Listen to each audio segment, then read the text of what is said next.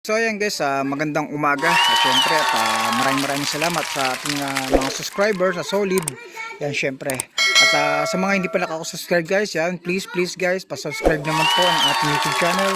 And pasensya na kung medyo maingay yung ating background voice dahil nandito ako sa labas ng bahay. So ayan, sa mga nagtatanong, so maraming nagtatanong sa akin dito guys, pero hindi ko na nga na-post dito kasi masyado dahil medyo busy rin. So may mga nagtatanong dito na bakit daw nakakapagpaitim yung isang dialysis patient or yung dialysis, bakit nangingitim yung maraming pasyente na sumasailalim sa dialysis session.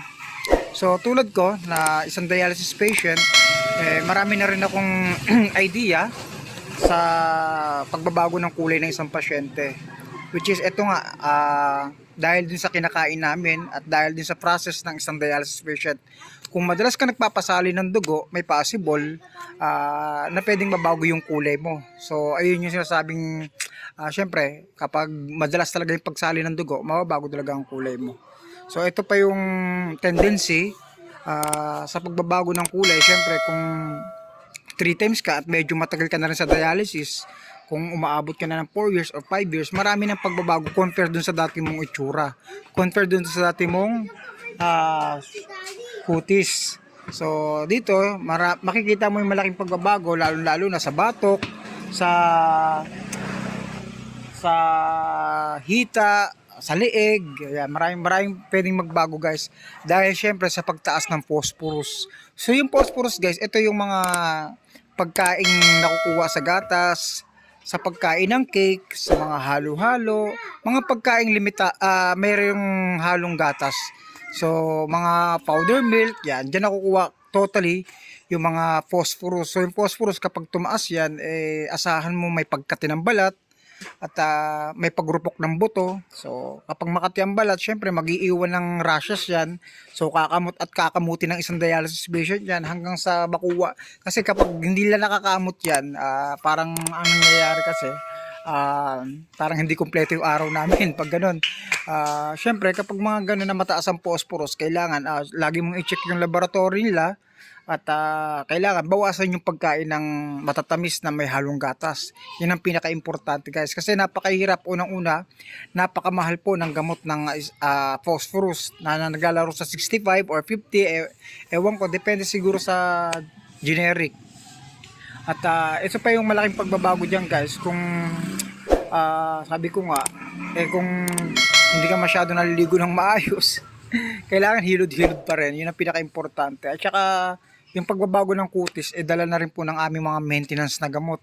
Yung mga gamot ng mga taas ang pain tolerance, mga gamot na antibiotic, sa maintenance namin. Siyempre, the more na nakakapag, habang umiinom kami ng mga maintenance namin, lalo na kapag mataas yung mga level o yung dosage, siyempre, nandiyan yung pagbabago.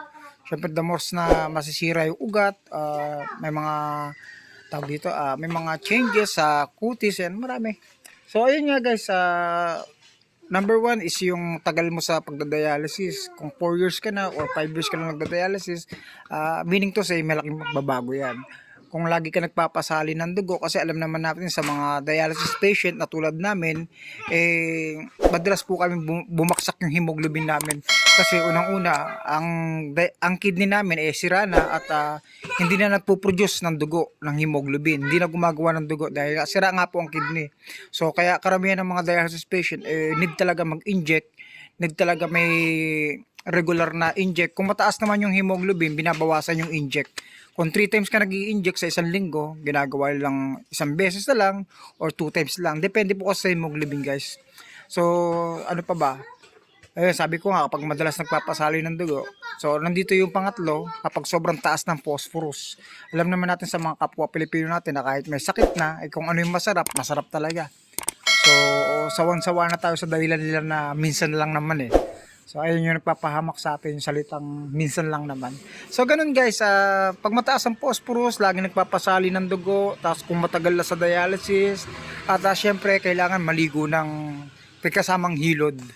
Syempre kung naka IG carrier ka or meron ka pang tubo dito sa leeg, hindi ko masasabing 100% makakaligo ka ng maayos kasi yung nagkaroon ako guys dito ng butas, talagang ingat na ingat ako na wag mabasa dahil unang-una, prone siya ng bakterya. So kapag nagkaroon ng bakterya, hindi gagana yung machine, tutunog ng tutunog.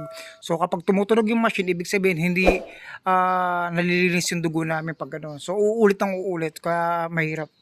So kaya ayun, at sana guys, nakatulong sa inyo tong video natin kahit hindi ko naman sinasabing ganun o karunong at advisable yung mga sinasabi ko.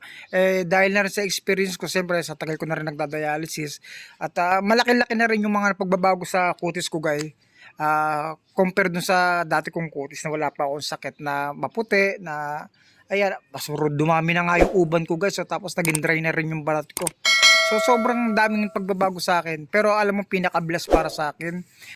Bless ako dahil kahit pa paano may naka-imbento ng dialysis. Kasi kung walang naka-imbento ng dialysis, mamamatay ka na walang rason. Na ang dahilan, namatay sa high blood, namatay sa ganito, namatay. Kaya swerte pa rin kami kasi naduktungan yung buhay namin na gamit yung dialysis machine. At ang nakakalungkot lang sa panahon natin, maraming mga kabataan ngayon, yung mga nahihilig sa mga pagkain ng junk food, street food, milk tea. Ito guys, ito lang yung may advice ko sa inyo. Kung kakain man kayo ng ganyan, dalasan nyo naman yung pag-inom ng tubig, gawin yung bisyo. Ito, hindi ko to sinasabi dahil naging matigas ang ulo ko. Aminado naman ako, naging matigas ang ulo ko. Pero sa akin kasi hindi ko naman nakuha sa mga junk food eh. Hindi ko naman nakuha sa mga street food. Nakuha ko naman sa akin sa energy drink, sa mga cobra, sa mga antibiotic na gamot. Doon ko siya nakuha.